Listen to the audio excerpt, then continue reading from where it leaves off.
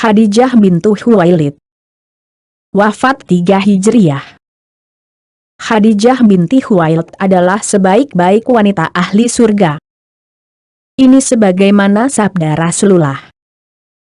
Sebaik-baik wanita ahli surga adalah Maryam binti Imran dan Khadijah binti Khuwailid. Khadijah adalah wanita pertama yang hatinya tersirami keimanan dan dikhususkan Allah untuk memberikan keturunan bagi Rasulullah Sallallahu Alaihi Wasallam, menjadi wanita pertama yang menjadi Ummahatul Mukminin, serta turut merasakan berbagai kesusahan pada fase awal jihad penyebaran agama Allah kepada seluruh umat manusia.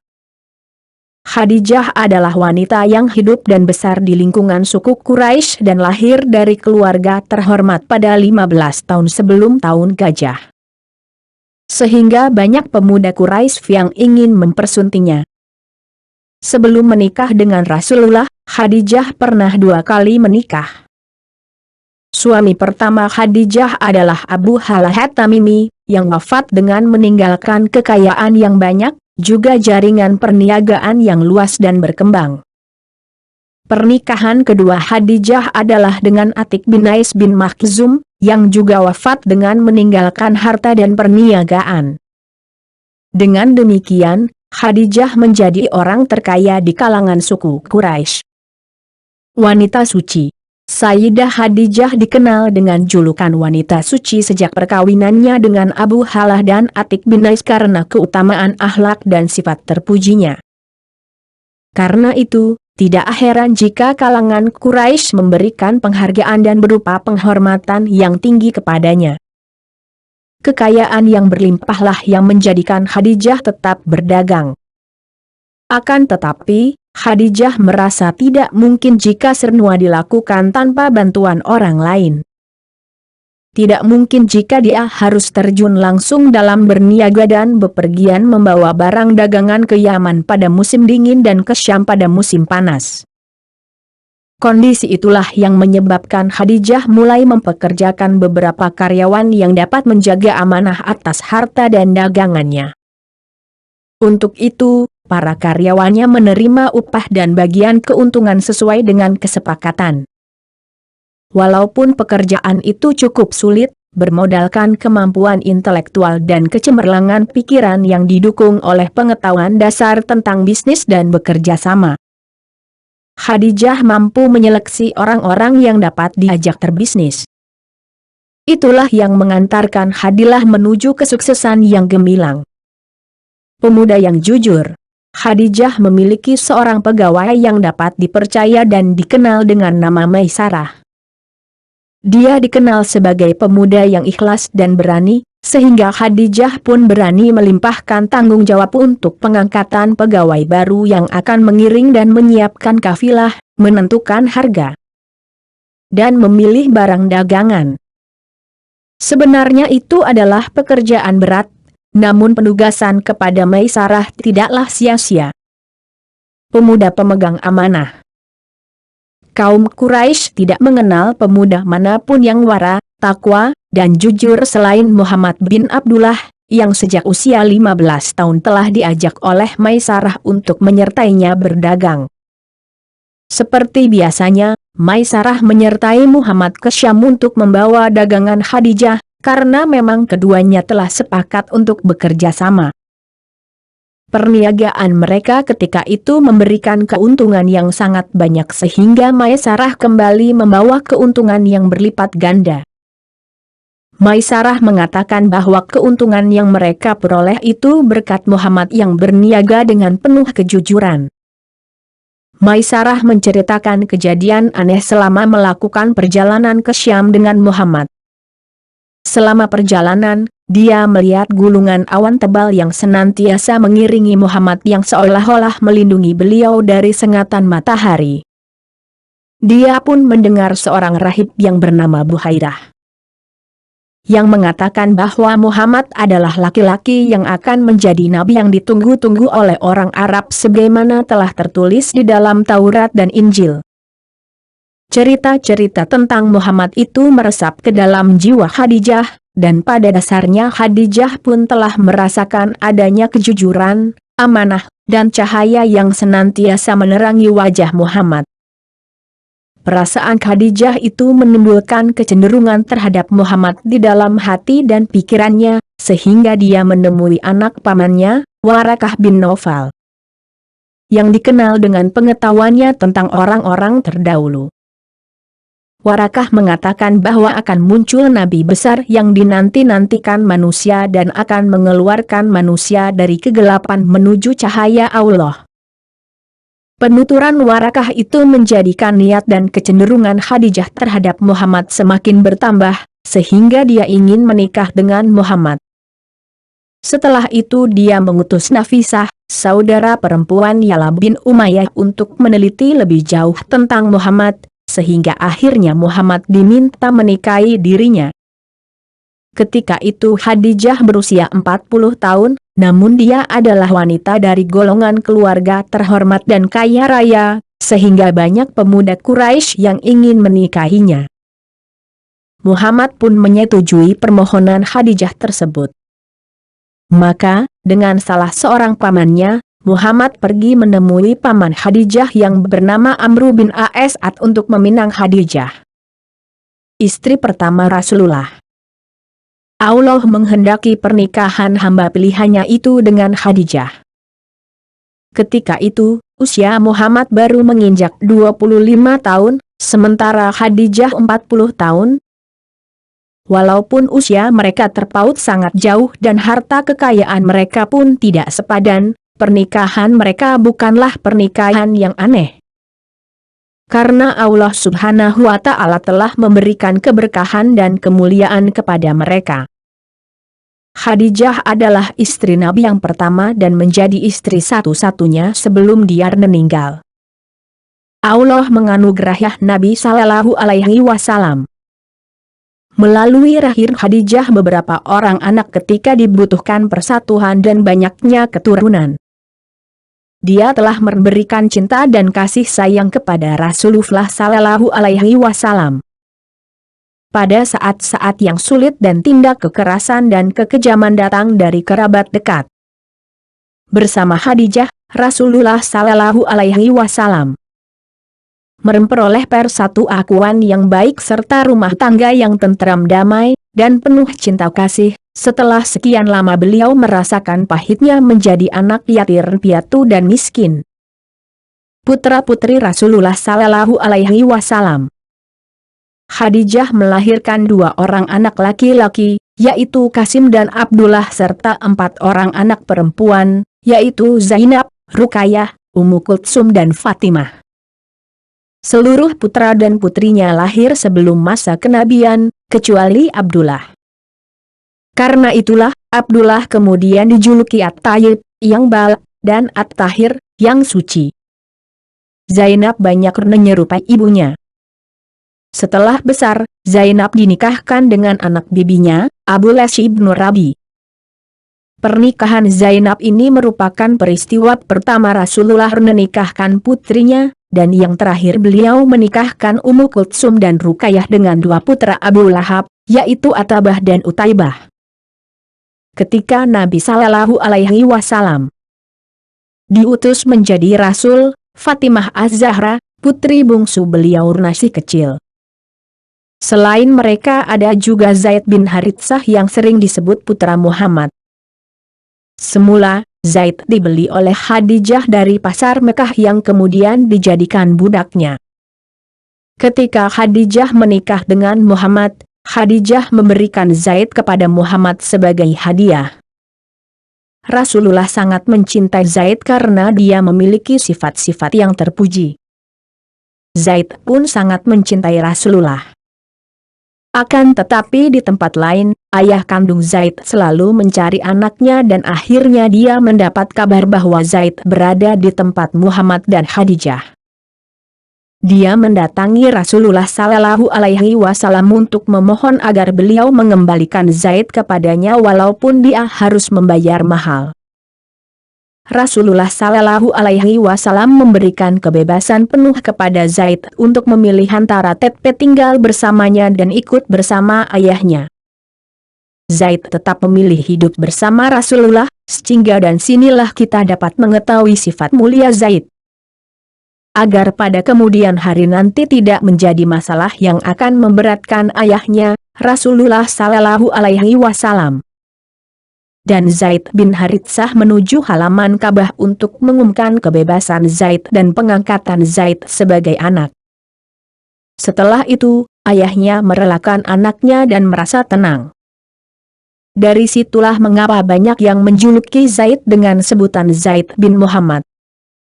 Akan tetapi, hukum pengangkatan anak itu gugur setelah turun ayat yang membatalkannya, karena hal itu merupakan adat jahiliyah, sebagaimana firman Allah berikut ini.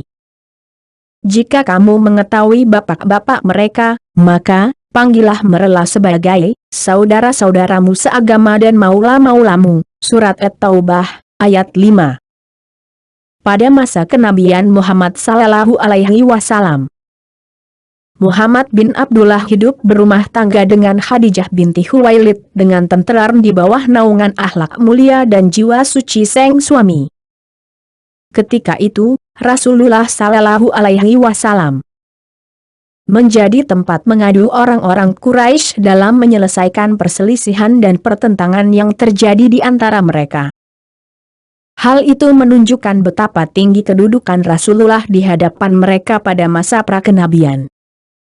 Beliau menyendiri di Gua Hira, menghambakan din kepada Allah yang Maha Esa, sesuai dengan ajaran Nabi Ibrahim.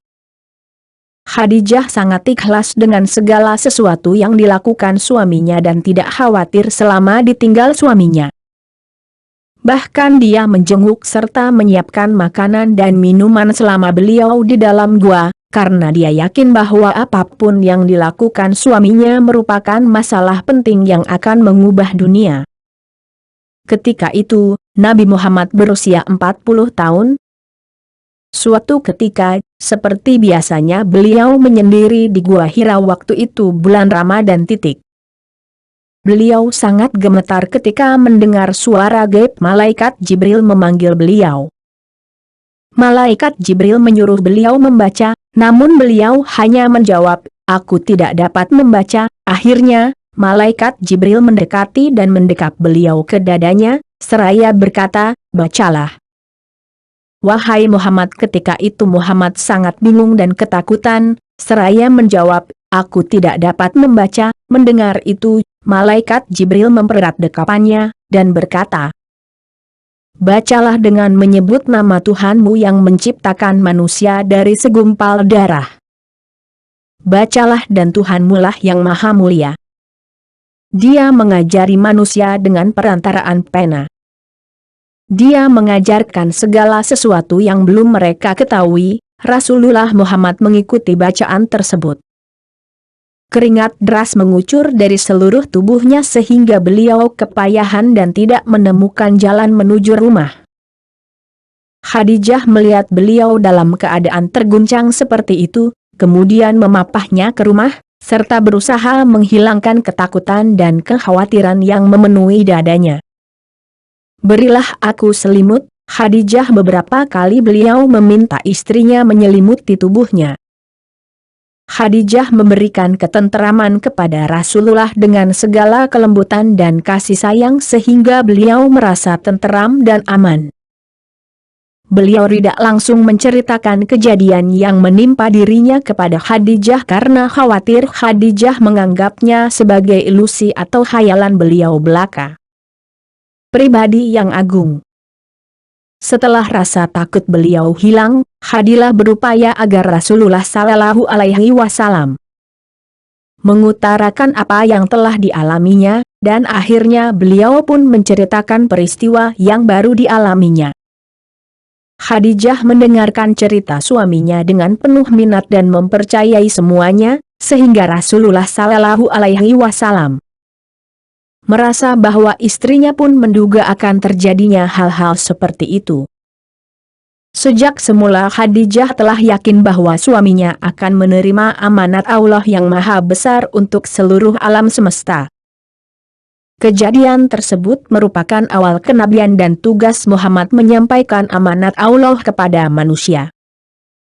Hal itu pun merupakan babak baru dalam kehidupan Khadijah yang dengannya dia harus mempercayai dan meyakini ajaran Rasulullah Muhammad, sehingga Rasulullah mengatakan, "Aku mengharapkannya menjadi benteng yang kuat bagi diriku." Disinilah tampak kebesaran pribadi serta kematangan dan kebijaksanaan pemikiran Khadijah. Khadijah telah mencapai derajat yang tinggi dan sempurna, yang belum pernah dicapai oleh wanita manapun.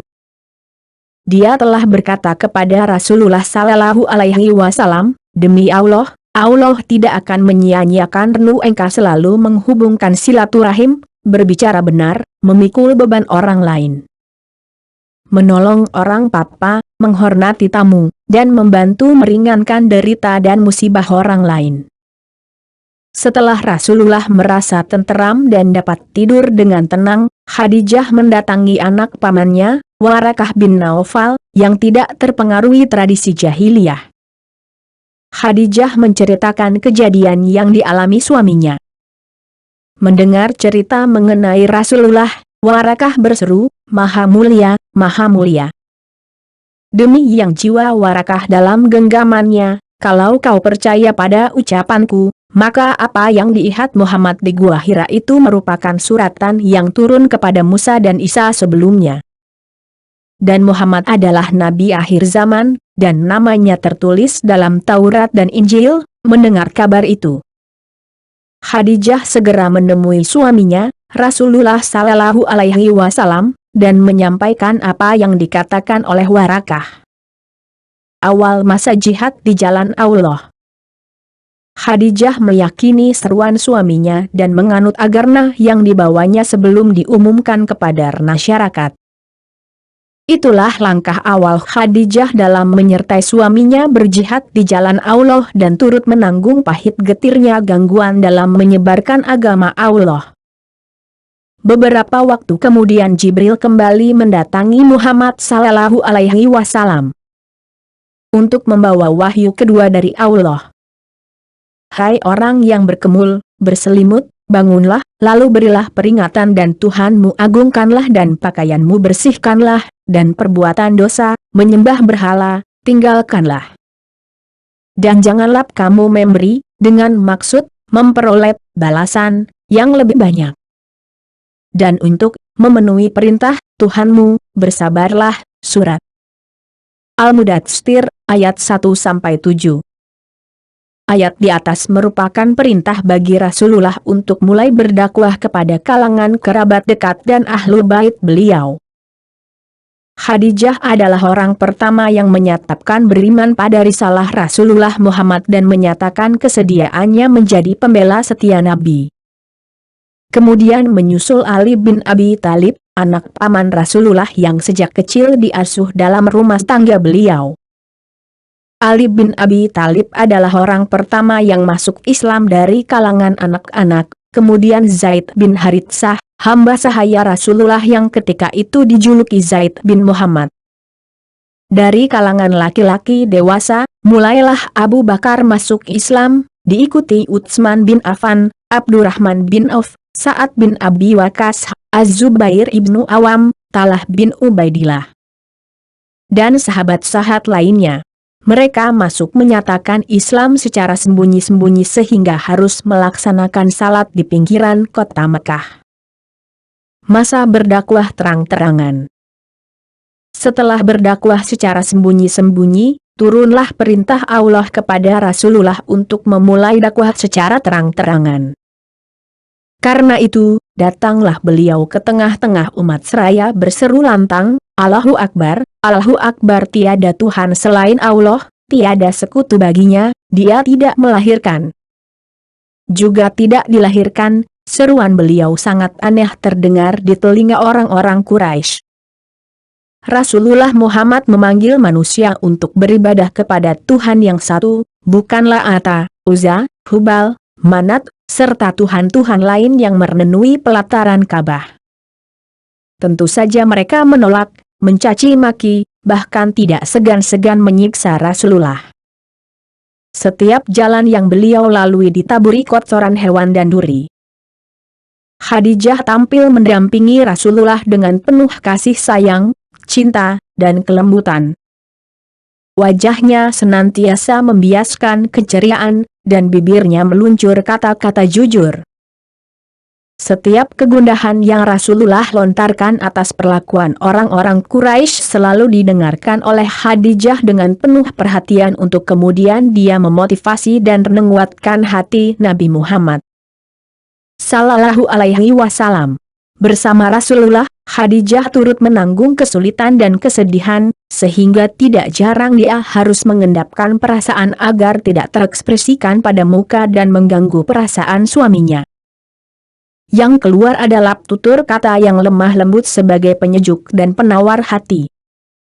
Orang yang paling keras menyakiti Rasulullah adalah paman beliau sendiri, Abdullah bin Abdul Muthalib, yang lebih dikenal dengan sebutan Abu Lahab, beserta istrinya, Ummu Jamil. Mereka memerintah anak-anaknya untuk memutuskan pertunangan dengan kedua putri Rasulullah, Ruqayyah dan Ummu Kulsum. Walaupun begitu, Allah telah menyediakan pengganti yang lebih mulia, yaitu Utsman bin Affan bagi Ruqayyah. Allah mengutuk Abu Lahab lewat firman-Nya. Binasalah kedua tangan Abu Lahab dan sesungguhnya dia akan binasa. Tidaklah berfaedah kepadanya harta bendanya dan apa yang ia usahakan. Kelak dia akan masuk ke dalam api yang bergejolak. Dan, begitu pula, istrinya, pembawa kayu bakar. Yang di lehernya ada tali dan sabut. Surat Al-Lahab, ayat 1-5. Khadijah adalah tempat berlindung bagi Rasulullah. Dari Khadijah, beliau memperoleh keteduhan hati dan keceriaan wajah istrinya yang senantiasa menambah semangat dan kesabaran untuk terus berjuang menyebarluaskan agama Allah ke seluruh penjuru. Khadijah pun tidak memperhitungkan harta bendanya yang habis digunakan dalam perjuangan ini. Sementara itu, Abu Talib, parnan Rasulullah, menjadi benteng pertahanan beliau dan menjaga beliau dari siksaan orang-orang Quraisy. Sebab Abu Talib adalah figur yang sangat disegani dan diperhitungkan oleh kaum Quraisy. Pemboikotan kaum Quraisy terhadap kaum muslimin. Setelah berbagai upaya gagal dilakukan untuk menghentikan dakwah Rasulullah Sallallahu Alaihi Wasallam, baik itu berupa rayuan, intimidasi, dan penyiksaan, kaum Quraisy memutuskan untuk memboikot dan mengepung kaum muslimin dan menulis deklarasi yang kemudian digantung di pintu Ka'bah, agar orang-orang Quraisy memboikot kaum muslimin. Termasuk Rasulullah, istrinya, dan juga pamannya. Mereka terisolasi di pinggiran kota Mekah dan diboikot oleh kaum Quraisy dalam bentuk embargo atas transportasi, komunikasi, dan keperluan sehari-hari lainnya. Dalam kondisi seperti itu, Rasulullah dan istrinya dapat bertahan, walaupun kondisi fisiknya sudah tua dan lemah. Ketika itu kehidupan Khadijah sangat jauh dan kehidupan sebelumnya yang bergelimang dengan kekayaan, kemakmuran, dan ketinggian derajat. Khadijah rela didera rasa haus dan lapar dalam mendampingi Rasulullah Sallallahu Alaihi Wasallam dan kaum muslimin. Dia sangat yakin bahwa tidak lama lagi pertolongan Allah akan datang. Keluarga mereka yang lain, sekali-kali dan secara sembunyi-sembunyi, mengirimkan makanan dan minuman untuk mempertahankan hidup. Pemboikotan itu berlangsung selama 3 tahun, tetapi tidak sedikit pun menggoyahkan akidah mereka, bahkan yang mereka rasakan adalah bertambah kokohnya keimanan dalam hati. Dengan demikian, usaha kaum Quraisy telah gagal, sehingga mereka mengakhiri pemboikotan dan membiarkan kaum muslimin kembali ke Mekah. Rasulullah Sallallahu Alaihi Wasallam pun kembali menyeru nama Allah yang mulia dan melanjutkan jihad beliau. Wafatnya Khadijah. Beberapa hari setelah pemboikotan, Abu Talib jatuh sakit, dan semua orang meyakini bahwa sakit kali ini merupakan akhir dan hidup Nfa. Dalam keadaan seperti itu, Abu Sufyan dan Abu Jahal membujuk Abu Talib untuk menasihati Muhammad agar menghentikan dakwahnya, dan sebagai gantinya adalah harta dan pangkat. Akan tetapi, Abu Talib tidak bersedia, dan dia mengetahui bahwa Rasulullah Sallallahu Alaihi Wasallam tidak akan bersedia menukar dakwahnya dengan pangkat dan harta sepenuh dunia. Abu Talib meninggal pada tahun itu pula, maka tahun itu disebut sebagai Amul Huzni, tahun kesedihan, dalam kehidupan Rasulullah Sallallahu Alaihi Wasallam. Sebaliknya, orang-orang Quraisy sangat gembira atas kematian Abu Talib itu, karena mereka akan lebih leluasa mengintimidasi Rasulullah Sallallahu Alaihi Wasallam dan pengikutnya. Pada saat kritis menjelang kematian pamannya, Rasulullah Sallallahu Alaihi Wasallam membisikkan sesuatu, "Secepat ini aku kehilangan engkau." Pada tahun yang sama, Sayyidah Khadijah sakit keras akibat beberapa tahun menderita kelaparan dan kehausan karena pemboikotan itu. Semakin hari, kondisi badannya semakin menurun, sehingga Rasulullah Sallallahu Alaihi Wasallam semakin sedih. Bersama Khadijah lah Rasulullah Sallallahu Alaihi Wasallam membangun kehidupan rumah tangga yang bahagia. Dalam sakit yang tidak terlalu lama, dalam usia 65 tahun, Khadijah meninggal, menyusul Abu Talib. Khadijah dikuburkan di dataran tinggi Mekah, yang dikenal dengan sebutan Al-Hajun. Rasulullah Sallallahu Alaihi Wasallam sendiri yang mengurus jenazah istrinya, dan kalimat terakhir yang beliau ucapkan ketika melepas kepergiannya adalah, "Sebaik-baik wanita penghuni surga adalah Maryam binti Imran dan Khadijah binti Khuwailid." Khadijah meninggal setelah mendapatkan kemuliaan yang tidak pernah dimiliki oleh wanita lain. Dia adalah Ummul Mukminin, istri Rasulullah yang pertama, wanita pertama yang mempercayai risalah Rasulullah, dan wanita pertama yang melahirkan putra-putri Rasulullah. Dia merelakan harta benda yang dimilikinya untuk kepentingan jihad di jalan Allah. Dialah orang pertama yang mendapat kabar gembira bahwa dirinya adalah ahli surga. Kenangan terhadap Khadijah senantiasa lekat dalam hati Rasulullah sampai beliau wafat. Semoga rahmat Allah senantiasa menyertai Sayyidah Khadijah binti Khuwailid, dan semoga Allah memberinya